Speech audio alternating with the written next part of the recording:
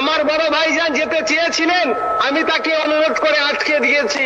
তাকে বলেছি চলুন দুই ভাই মিলে 2026-এ ব্রিগেডে যাব, রাজ্য সরকারকে ওখান থেকেই ভূমিষ্ঠ করব গণতান্ত্রিক প্রক্রিয়াতে। আপনারা শুনতে পাচ্ছেন আমাকে? আমাদের দলের প্রতিষ্ঠাতা প্রাণ পুরুষ ব্রিগেডিয়ার আব্বাস সিদ্দিকী ভাইজানকেও আমরা সাথে নিয়ে ব্রিগেডের ময়দানে আসছি। আপনারা আসবেন তো?